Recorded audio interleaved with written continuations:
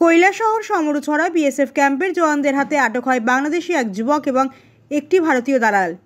ঘটনার বিবরণে জানা যায়, রবিবার রাত্রিবেলা বাংলাদেশের মৌলভীবাজার জেলা শ্রীমঙ্গল থানার অধীনে মারিছড়া চা বাগানের বাসিন্দা রাম অলমিকের 19 বছরের ছেলে সজন অলমিক এবং রাজপাড়া এলাকার বাসিন্দা সজল আজারজি নামে দুই যুবক বাংলাদেশ থেকে বাংলাদেশের কাঁটাতার অবৈধভাবে পেরিয়ে ভারতে প্রবেশ করার চেষ্টা করে। কৈলাসহরের সমরুছড়া বিএসএফ ক্যাম্পে জওয়ানরা তাদেরকে দেখতে পেলে তখন সজল আচার্য নামে ওই যুবক পালিয়ে যায় এবং সে আবার পুনরায় বাংলাদেশে চলে যায় এবং সজন অলমিককে বিএসএফ জওয়ানরা আটক করে। পরবর্তী সময় তাদের ক্যাম্পে তাকে নিয়ে যায়। তাকে জোর জিজ্ঞাসাবাদ চালালে সে জানায় কৈলাসহর অনিলা চা বাগান এলাকার বাসিন্দা শনিছড়া মুন্ডার ছেলে মতিলাল মুন্ডা অবৈধভাবে ভারত বাংলাদেশের সীমান্ত পের হতে টাকার বিনিময়ে সাহায্য করেছে। এরপর রবিবার রাত্রিবেলা বিএসএফ মতিলাল মুন্ডাকে তার নিজ বাড়ি থেকে আটক করে এবং গতকাল রাত্রিবেলা সজন অলমিক ও মতিলাল মুন্ডাকে কৈলাসহর থানার পুলিশের হাতে তুলে দেয় বিএসএফ। তবে ওরা কী কারণে ভারতে এইভাবে প্রবেশ করলো সেই বিষয়ে কিছু জানা যায়নি। তবে ওরা দালাল মারফত অবৈধভাবে যে ভারতে প্রবেশ করেছে তা এক প্রকার স্পষ্ট হয়ে গিয়েছে। অন্যদিকে সজন আচার্যের ভারতে আত্মীয় রয়েছে বলেও সংবাদ মাধ্যমকে জানায় সজন অলমিক। পাশাপাশি সজন অলমিকের কাছ থেকে বাংলাদেশে 80 টাকা সহ একটি মোবাইল আটক করেছে কৈলাসহর থানার পুলিশ।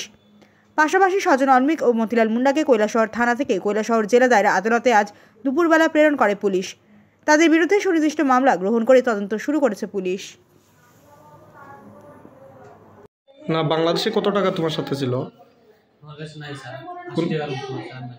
ও, এই টাকা লইয়েই আইছো? আর কি কি ছিল তোমার সাথে? আমার কাছে খালি একটা অ্যান্ড্রয়েড ফোন ছিল। আর কিছু নেই। টাকা ছাড়া কিভাবে আসলে তুমি? যেখানে আসলে ওদের কাছে সব আছে। কত টাকা দিয়েছো তুমি? এর কাছে সব স্যার, আমার যা কিছু না, তোমার আনার বাবদ তুমি তারা কত টাকা দিছো ভারতে আনার পরে? ওর সাথে তুমি আসবে ফ্রি, কিন্তু এসে যে খরচা করবে কত টাকা ওর কাছে রেখেছো? নাই স্যার। কি কাজে মূলত এসেছিলে?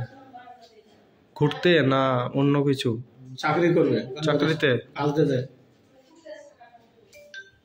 বিএসএফ 199 বিএন সমরুরপাড় বিওপি ক্যাম্প, যেটা ওনারা বর্ডার সমরুরপাড়া বিএসএফ ক্যাম্পের আন্ডারে যে বর্ডার এরিয়া আছে, বর্ডার এরিয়াতে দুজনকে আটক করেছেন।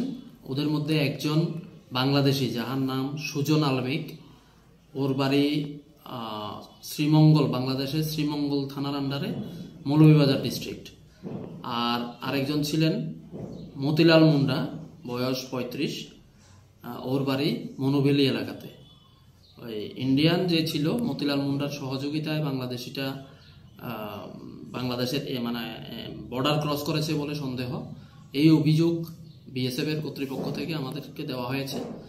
ওনাদের অভিযোগ মূলে আমরা একটা কেস রেজিস্ট্রি করেছি এবং ইনভেস্টিগেশন শুরু করেছি। এরা দুজন বর্তমানে কোথায়?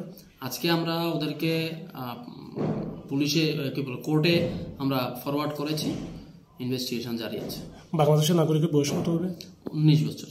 আর ভারতীয় নাগরিকের? 35।